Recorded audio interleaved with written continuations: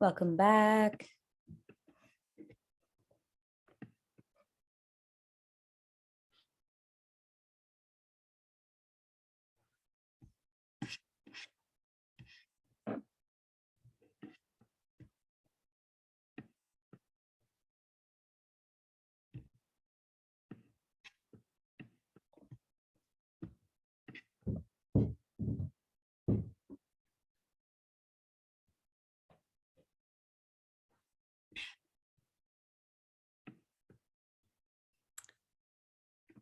Welcome back, everyone. As we start off, flooding back in.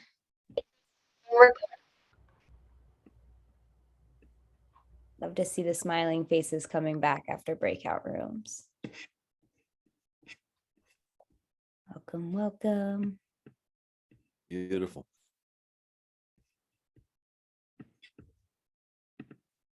Hello, I got a few more folks that joined since we went to breakout rooms. So welcome, everybody. Yay. Look at all those wonderful smiley faces. Great. All right. So just as we do kind of come back to kind of get a reconnection to the main room. If anybody would like to share what struck you about that conversation that you had, sharing why people were here, what brings you joy. Raise your hand or start talking, whatever moves you.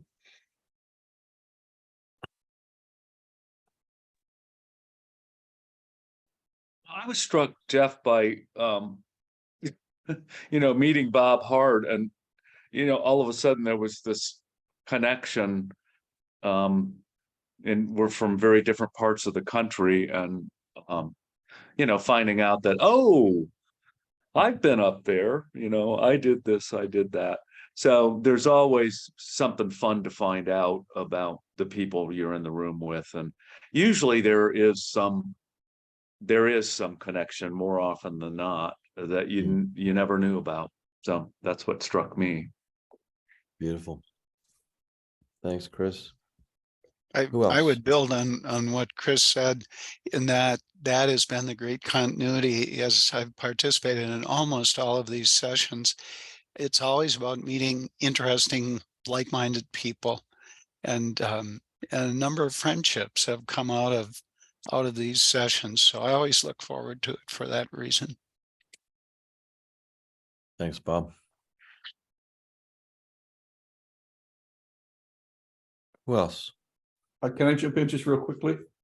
Mhm. I love what that last piece that was just said, like-minded, and based on the conversation that the folks in my room were having about JP, like-minded is one key part of trust, but also the respect and interest in the different mindedness and the different thinkingness in like-mindedness. So it gives us a chance to explore. That's the safety part.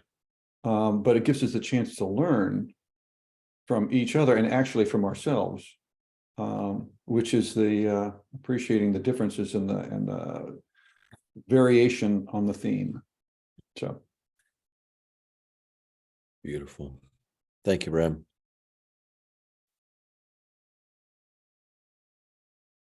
Anyone else? What struck you about your small group dialogue?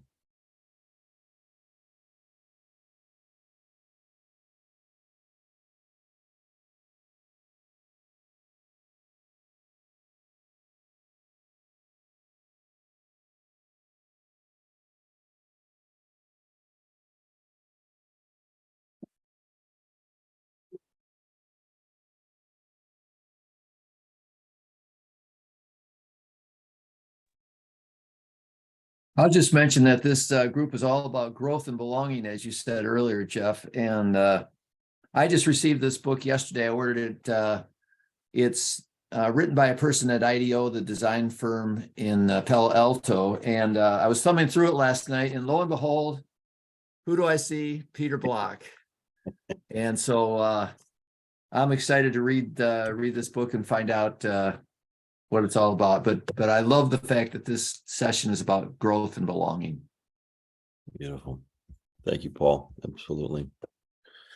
All right. Well, hope everybody, well, as we are now and as we are in this community room together for the next period of time, that we will get a sense of belonging. That's what brings me joy when I can feel that I belong in different areas.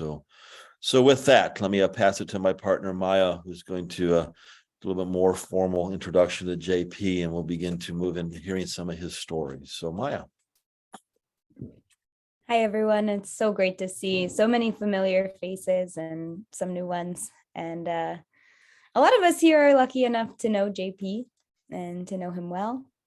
Some maybe more than others. And yeah, so JP, calling in from Stamford, Connecticut, is always the best dressed, also, I must say, on the call everywhere I go. He inspires me to get it together. He is a coach, a leadership development leader, an artist, a star, and a consultant, and also a dear friend of design learning. So welcome, JP. It's a pleasure to have you here. And to kick off our storytelling journey today, I would like to ask you, what moved you to be on this journey of convening, of moving to an alternative narrative, and of holding space and deeply listening to others?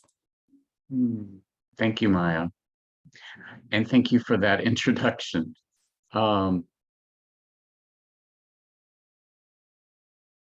My intention for being here today is to acknowledge my gifts.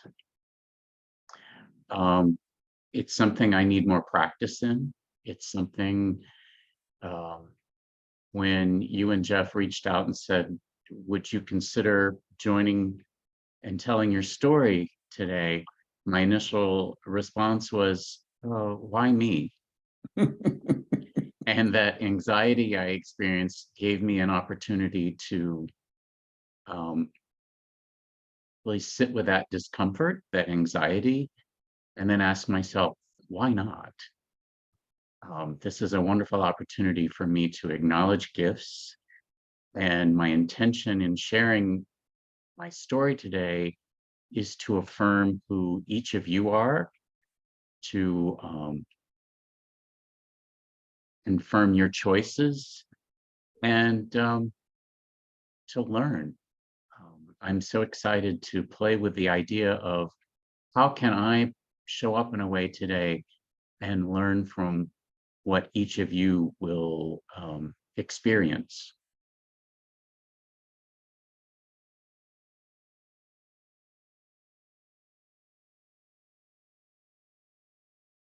Try to figure out how to spotlight myself, but it worked. It's kind of strange to do. Thanks, JP. And yeah, thank you so much for being here and sharing your gifts with us as well, and pulling our gifts out of us too.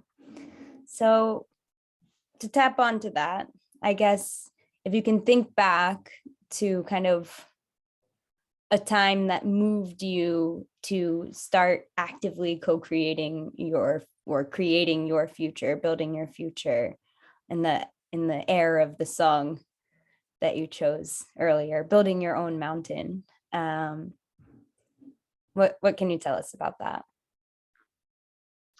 I grew up in a family that was, for as early as I can remember, involved in the church. My dad was a Southern Baptist minister, and somehow we were always musically involved in the services. And it, as I think about it, taught me early. I was kind of indoctrinated in the whole idea of community.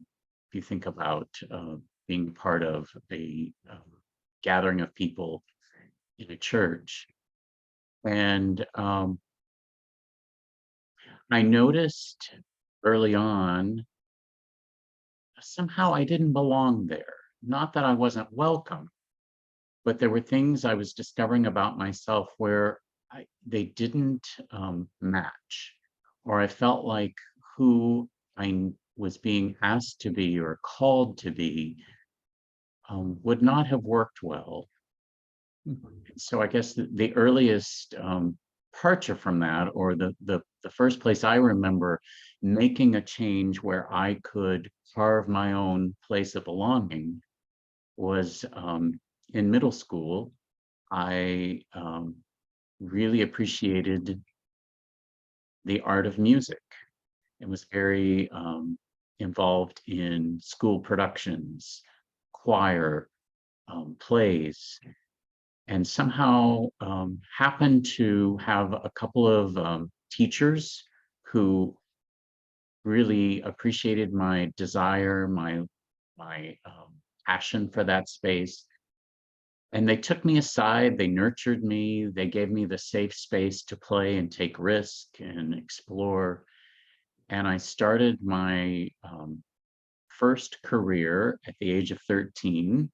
And I say that because I actually got paid to sing solo with the Kansas City Symphony Orchestra. And as a 13-year-old singing soprano back then, it was my first experience of noticing the joy, the value of doing something with others and because of others. This 32-piece orchestra working together and me getting to be a part of that.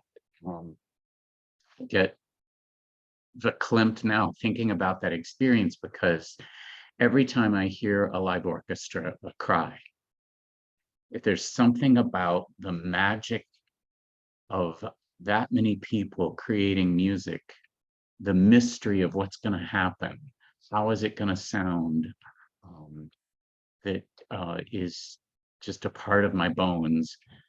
So that was a place where I started playing with, how can I find me in music and art? That's so beautiful. And actually, yesterday during Leader as Convener, Rama compared convening to being the conductor of an orchestra.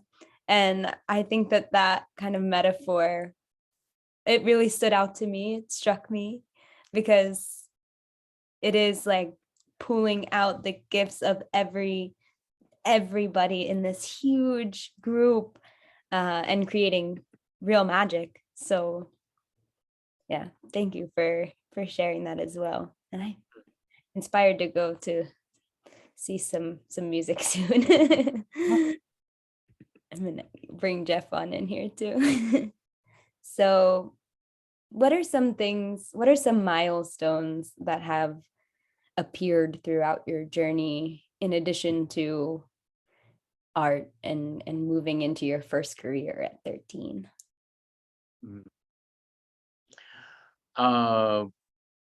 I started college a year earlier than most. I was living in a rural part of Georgia, going to public high school, where there wasn't a whole lot around the arts for me to be involved in.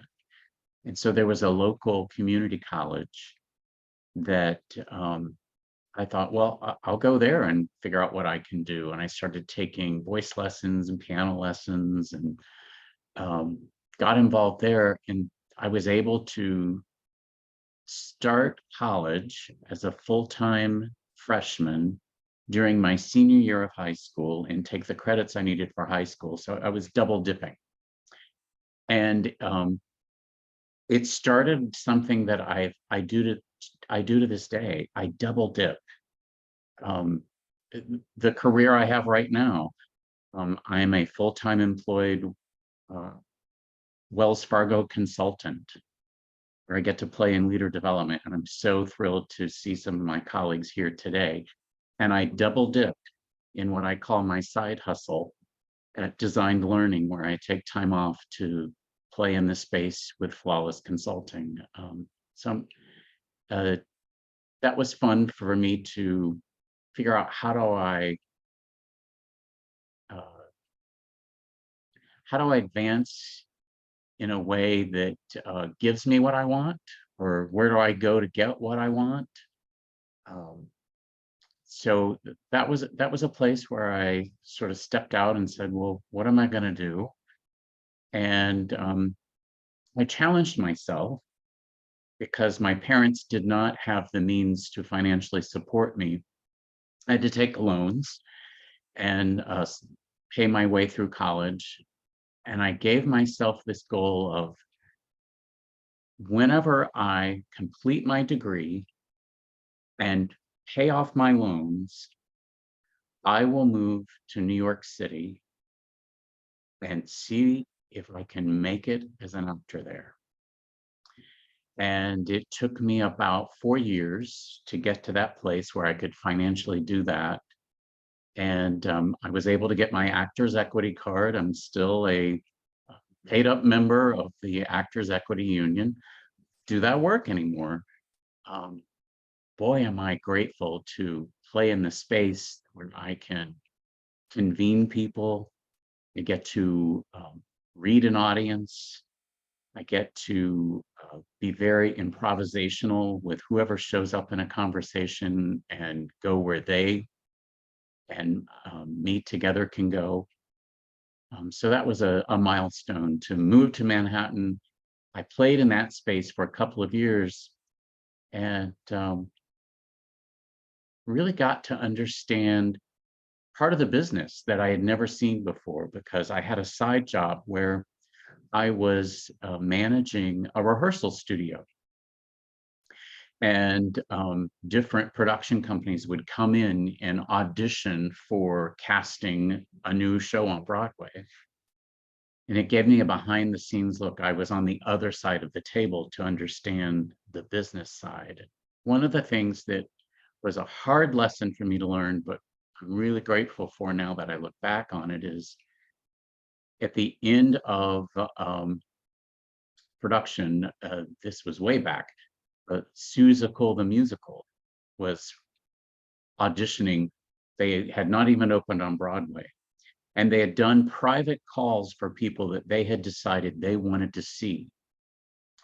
And then 2 weeks later, they had open calls for all of the actors who had equity cards that could come in and, you know, try to be considered.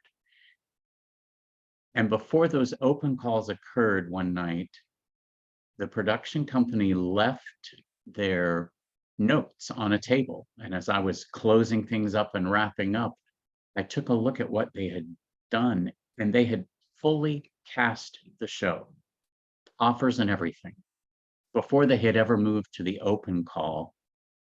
And it really opened my eyes up to what I was facing, because I would show up to auditions where there were 300 guys that looked and sounded just like me.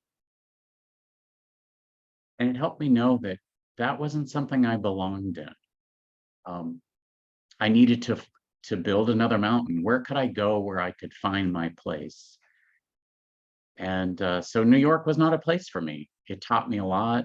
It's where I met a dear friend who is now the mother, she and her husband, of our 3 goddaughters, who are ages 9, 10, and 13. So that was a wonderful gift that my husband Brad and I are still a part of. Trying to think, another milestone would be, as I played in the space as an actor, I realized that there were certain things about me that I couldn't change, that were limiting my ability to contribute and belong. Things like my height or my voice range. And I would go into an audition, and because I'm 5'4" and usually not the tallest person in a room, stereotypically, most people would look at someone like that and think, oh, that's a tenor.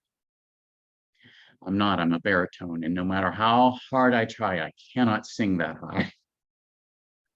And so people would say, you got a great voice, but we want to see you as a tenor. And that wasn't something I could change. And if I was ever cast in a show with the opposite gender as an ingenue, the challenge became, how do you find a girl shorter than JP? Because it was a joke if you found the girl taller than JP.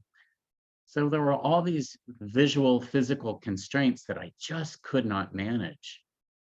And I realized, fortunately, that that wasn't a place where I could continue belonging. But I wanted to play in a space where I could be creative. And I had an eye for the way things appeared and were organized. And I'd been playing in the space of interior design, and I'd done some residential interiors. And through the patience and the openness of my husband, Brad, he said, well, why don't you play in that space and see what that's like? And I realized, as much as it felt normal for me, I couldn't scientifically communicate why I made the choices I made. And so I realized I need to go back to school.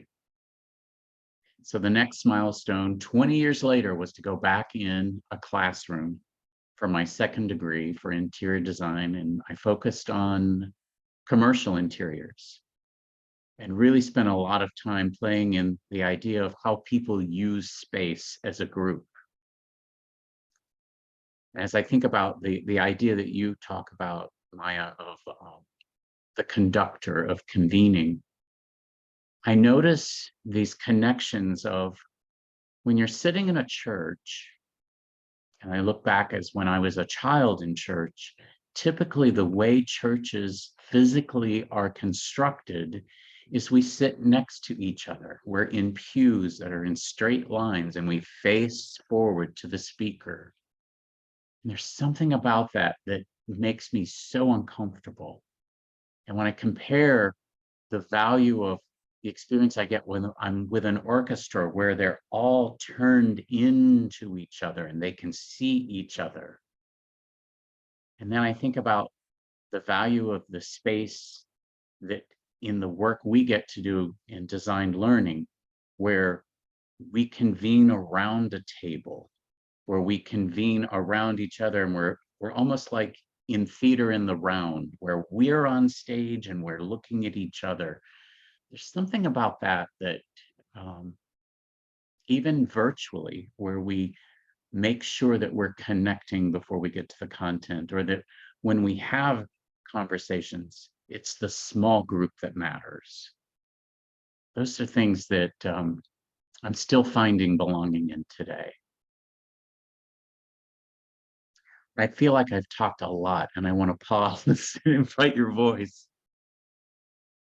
Beautiful, JP. There's so many nuances as we, I connect to my own journey, kind of going through the conductor pieces. And I just want to, you mentioned something a little bit earlier. I'm just very curious. It really struck me as far as the difference for you from being welcome and belonging. And even though I think it was the church piece, but anytime just reflect a little, I'm just curious about what, for you, what's the difference? What's part of one or not the other, where we feel welcome but don't feel what we belonged? I'd love to hear a little bit more about that. Well, I think it's obvious to each of us when we feel whether or not we've been invited or we feel welcome. And Jeff, I'm starting to consider the validity, the reality of that. But notice, if I wait, if I depend on feeling welcoming, I'm co-creating whether or not that happens. And the difference for me is belonging is I do what is needed for me to belong. It's on me. I'm always in some way creating the world I'm a part of. And I think so many times when, especially in communities, in work environments, we care for the term of belonging as, what are we doing so that others feel like they're a part of something? And I'm trying to turn that on its head for myself in, what am I doing so that I'm a part of something?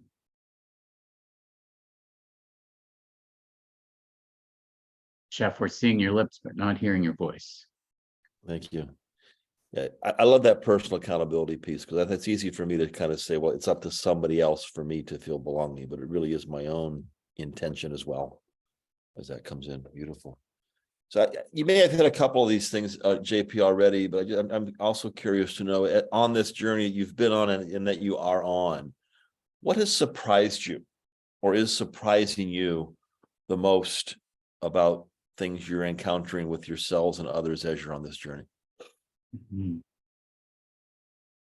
When I went back to school 20 years later for my second degree, it was very unique because I didn't go for an advanced degree. It was my second bachelor's degree. And because of that, I was in a classroom with people who were 20 years younger than me, their first degree. And I was very irritated, not by the content, not by them, but I was so surprised that 20 years later, the way we learned or were being taught had not changed. It was the teacher creates the learning. It was the professor knows more and deems that you will know your place and you will absorb, and I will test your memory and give you the acknowledgement that now you too know what I know. And that irritated me in a way where today I get to play in a space of trying to turn that on its head. And David Ditt, you're here with me. You hear me say this all the time in my work at Wells Fargo, probably ad nauseum. Michelle Fabian, you've been in a place with me before in the same, where I'm always looking to invert that. The surprise is it's the audience that creates the performance. It's the student that creates the teacher. And in the corporate way of things that happen in bureaucratic environments, man, does that fly in the face of command and control thinking. I know what's best for you. And so something that I'm trying to do, and I'm not sure if it's working, it probably makes people think, what does this guy mean? I try to start most conversations with, it is not my place to know what is best for you.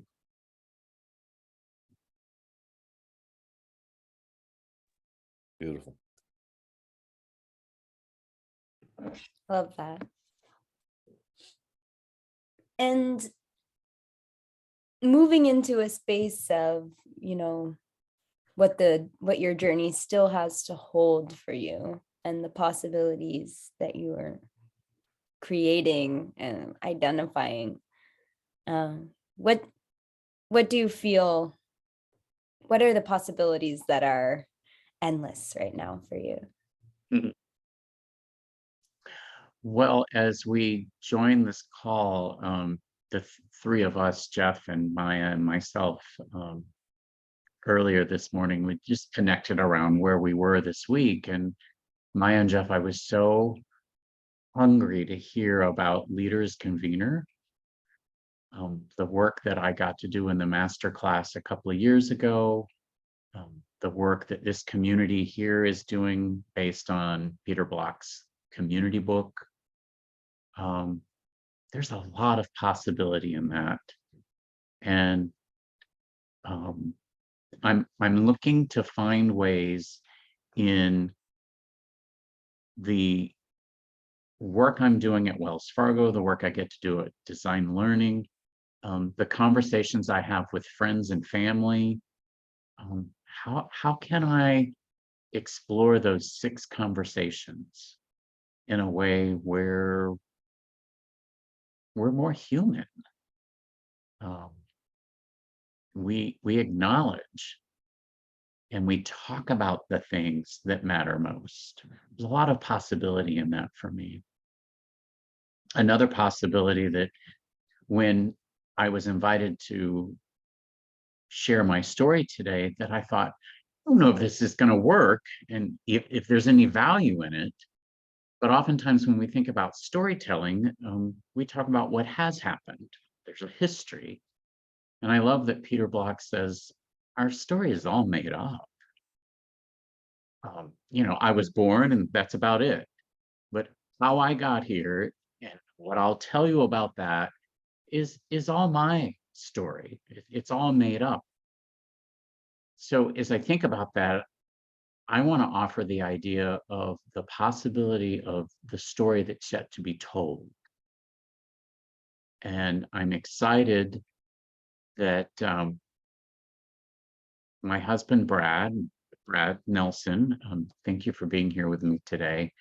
We are, as of today, we talked about this morning, 3 years, 11 months, and 23 days away from retiring in the south of France. And as big as that may look to some people, it is a part of our story in the future of our 21 years together that has been in the making for about 8 to 10 years. And the possibility we see in that is a way for us to really thrive outside of professional careers that we both really enjoyed and still enjoy. A way for us to continue growing and exploring and finding a lot of newness. We're so fortunate that we're learning the French language with a tutor who lives in France. We get to Zoom with our tutor, Valentin, for an hour every week. We get to study French phrases and sentences for about 15, 20 minutes every day. And what we're looking to do is to build a mountain there in the south of France in a way where we assimilate, where we become a part of a culture that we think we know a lot about, and I can't wait to be every day surprised about. I want to share a little bit here around why I see possibility in that future. Brad and I have determined that we will live in Aix-en-Provence, in Provence, France. And it's this beautiful old city that changes its face or the way it looks 3 to 4 times over the course of a day. And we anticipate being able to wake up in the morning, and at 7 o'clock, the main thoroughfare throughout the streets is this open market that sells, of course, food, produce, books, antiques, clothing, fresh flowers. And it's just this beautiful place to connect with vendors, with the locals, and to get whatever you're going to cook that day. And that area of France, we've learned, supplies 75% of France's fresh produce. And Brad and I both love to cook, so I think we'll have lots of choice there. Around noon, all of those stalls and vendors are taken down and removed, and the streets are cleaned, they are washed. And then around 1 o'clock, all of the restaurants and the cafes put out tables, chairs, and umbrellas. And the face of the city then becomes this new place for people to convene and to enjoy food and the company of each other and to watch whatever happens. And then in the evening, because it is a university town, the entire area changes once again, as it is this lively, bustling, younger energy. And so I think about living in a place where we'll, of course, have an apartment, we'll have our own privacy, but I want to be in a place where I feel called or yearning to go out into the street and meet the locals and to convene and try to connect with people. One of the recent experiences Brad and I had last fall when we were in that city, we sat at a coffee shop outside across from the local fishmonger. And the poissonnerie, as they're called, we watched this gentleman who would greet his customers.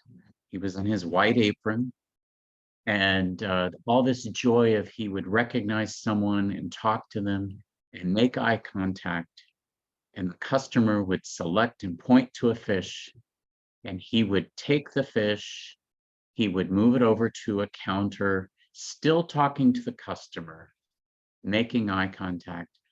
He would descale the fish, he would gut it, he would wash it off, wrap it up, and hand it over to the customer, never once losing eye contact. Now, if I tried that, I would have lost some fingers, but it was just this art of, it's the convening, it's the connecting with each other that mattered, even in the midst of trying to do the business. There's something else about the French culture that attracts Brad and I there. Is there's in the language we've learned, it is disrespectful. It is almost rude to enter any space and not greet the person there.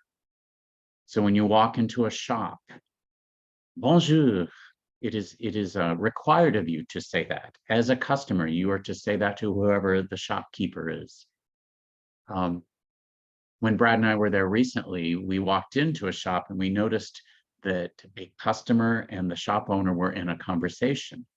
And to be respectful, I didn't say anything, and we sort of walked around, and then we learned that we were seen as rude because it's important that everyone matters. And so I'm so excited to live in a place where you walk into a space and you must acknowledge the other person, even the stranger.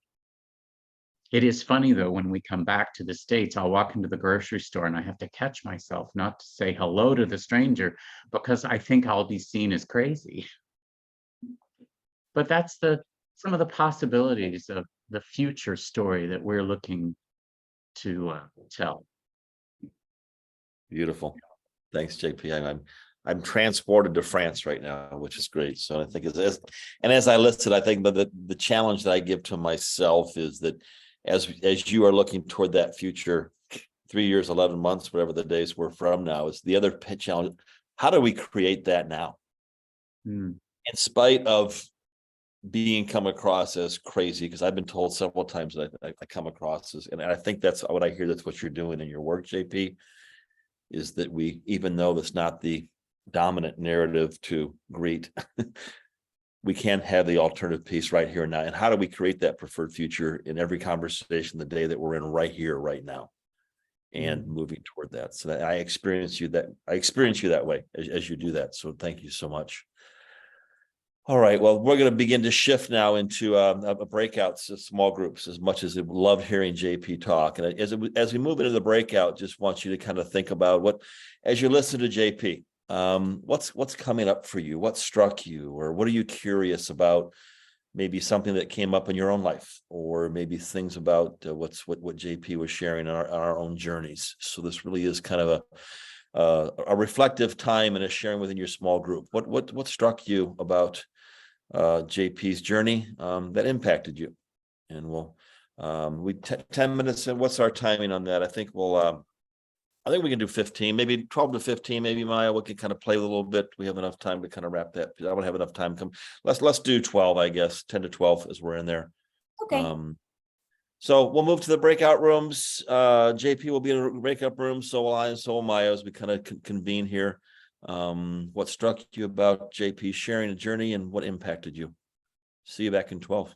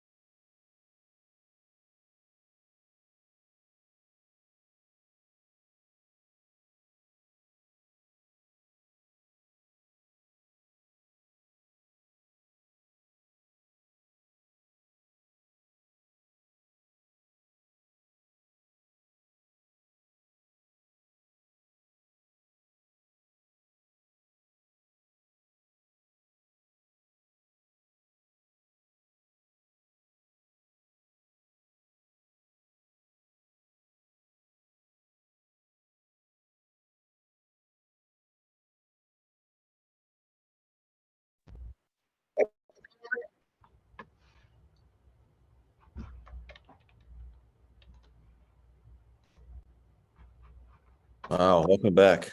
I could have stayed in that small breakout group for the rest of the day, folks. So, I'll just, maybe break protocol by talking first, but that's all right. It's just what comes with it. I shared the group, and the other in my group agrees. So what a storyteller you are, JP. I could smell the fish as the fishmonger in a very good way. The coffee, it was just, I was there. So thank you for that gift as we go. So yeah, just open it up for anybody as you're in your small group discussion.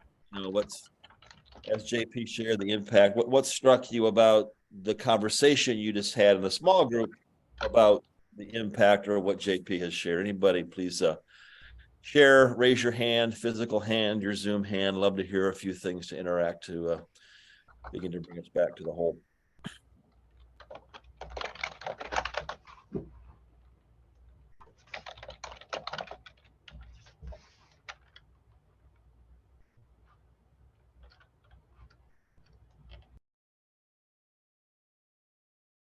I'll just jump in real quickly.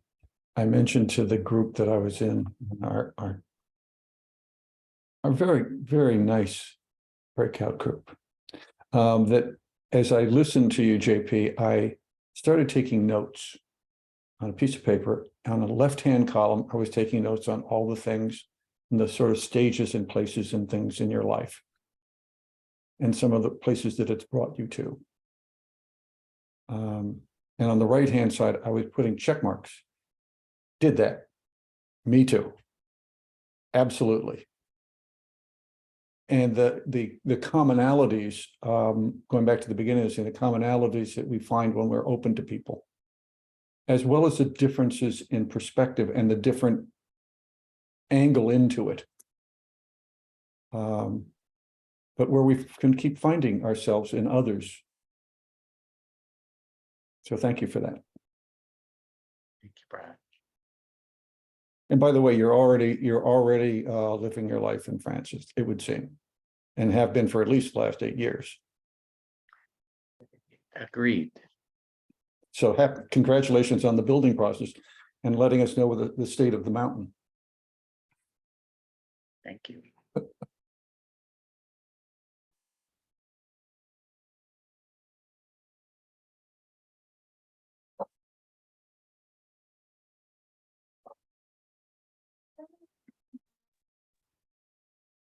Our group talked about, we talked about a lot of things, but it was all kind of, it started out being centered on gifts, and your acknowledgement that that this gave you a way, a means of practicing acknowledging your gifts.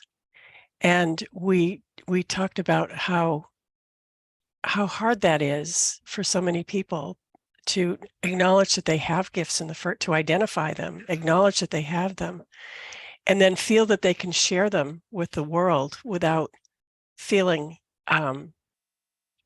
funny about it or feeling like they're arrogant or something, because they're not necessarily.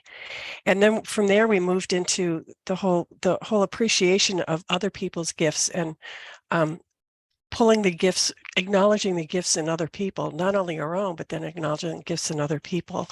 And what is the relationship between acknowledging the gifts of other people and their feeling of belonging wherever it is? It was a great conversation.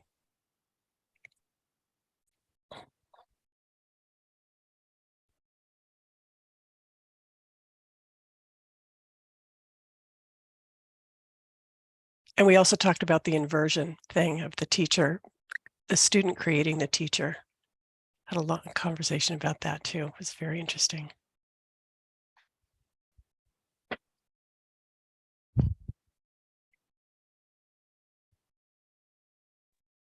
I would like to thank JP. It was a pleasure to hear about your story, and the people that were in my group as well. And there is a Brazilian writer. She wrote something about God is in the details. And for myself, this is just like a piece of, like a complex and simple thing. And that's the point for me, like the details they are so much important to hear or to see it or to connect with. So that's the piece of thing that I'm bringing to myself today. And yeah, so thank you very much. I'm very much inspired about this whole group today. Thank you, Philippe.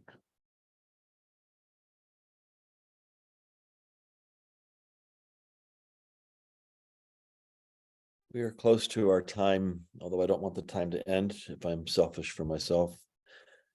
But just JP, just maybe at this point, just I don't like the word closing remarks because I never like the word closing, but just at this point in time, what's impacting you? What are your thoughts? What would you like to share with this group who has been now a part of your journey? And thank you for sharing that, but just let you kind of share. What would you like to share with this group as we bring this conversation to a close so we can have future conversations? Mm-hmm. Jeff, from the breakouts, and I knew this would happen, as you and Maya said, share your story. I thought, how could I show up in a way today where I benefit from how others experience the story? And of course, that happens in the breakouts. And in the first breakout with Robin and I'm not sure, is she still here? I don't think so. The other lady that was with us, I didn't write her name down. There was this theme Heather. of Heather, yes, Heather Fox. There's this theme of unlearning, of and it's what I'm calling unbecoming. Doesn't mean I lose a part of myself, but how can I let go of something? How can I be someone I've yet to be? And that to me is full of possibility. It's also a way to, from the second breakout, Chris mentioned the value of, to belong, you must enter a room and show up for people to be able to accept and invite you. There's your part in that. So there's that, and I'm extremely grateful to be a part of this experience today, because right when COVID started, my work with design learning was strictly from my work at Wells Fargo, and at that point, all of our work with Flawless Consulting was in-person facilitation, and so that was being put on hold. And I noticed a lot of anxiety around that, because I thought, oh, I'm not going to get to do that work anymore. What's this look like? And boy, am I glad, Jeff, that I entered a room with you and said, hey, I don't know what's going on, but how can I nurture our relationship?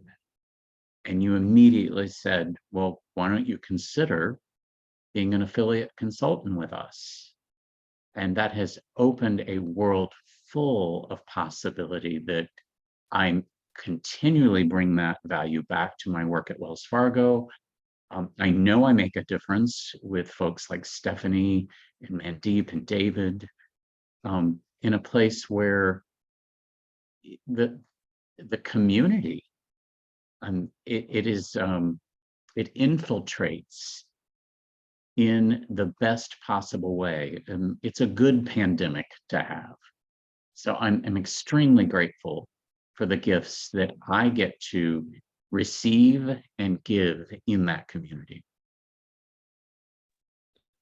Beautiful. Thank you, JP. Thank you for saying yes to the invitation. Continue to say yes. So folks, really appreciate, I really do not want this piece to end. So as we move through, but I do want to encourage myself first and each other of you, as you, if you've made some connections today, reach out, share contact information. The beauty of this is not just once a month. It's just as we continue to connect in different ways. Maybe it's people you've known for a long time you want to reconnect with, or if it's a new partner. So reach out through the chat somehow. Stay connected. All right. with that, you did record. I'm getting that. Are you getting an echo? I'm getting an echo back and forth. Are you guys all right? I'm not sure what's happening. Okay, there we go. All right, folks. Well, JP, thank you so much. I do feel blessed to consider you a friend, colleague. We will one time meet in person. We still have not met in person, which is crazy. So many others as we go forward. So thank you all for being here, for being who you are. And let's go out and convene, connect, and continue on this journey that we call home moving forward. So hope to see you again soon, if not earlier, our next session a month from now. Have a blessed and beautiful weekend. We say au revoir. Au revoir. Thank you. Merci beaucoup. Au revoir. Bye-bye.